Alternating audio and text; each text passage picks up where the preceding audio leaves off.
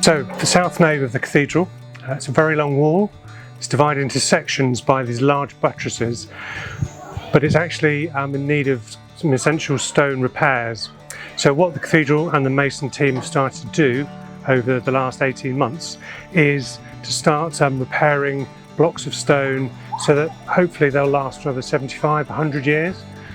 We've had to put a scaffolding over Curle's Passage, which is a very popular thoroughfare around the side of the cathedral, and therefore we wanted to try and get the work done as quickly as possible, but also in such a way that nothing might fall off in the future. And in this first bay, Bay 12 we've been looking at, this is really a trial bay for us to develop some techniques and some systems for working and recording, so that when we go on and do the next 11 bays over the next 10, 12 years, we have a better understanding of how the cathedral was constructed and certain details and features we want to look out for. As part of the work, before and also during the stone repairs, we've been doing some archaeological recording. I've been involved with looking at the geology of the stones by trying to understand where the stones came from. Are they using particular types of stone at certain time periods? We know that a lot of the early stone was cut from a core fabric, core stone, which is quarried on the Isle of Wight.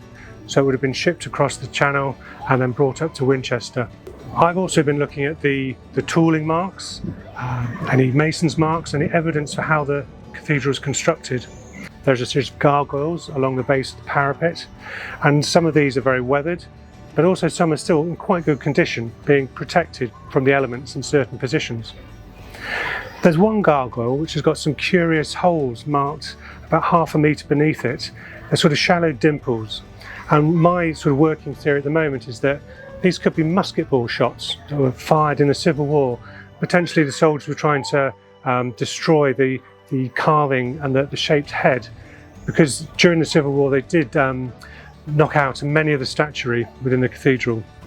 That sort of little detail you can't quite see from the ground, but when we're working up on the scaffold you can get really close to the wall and the fabric.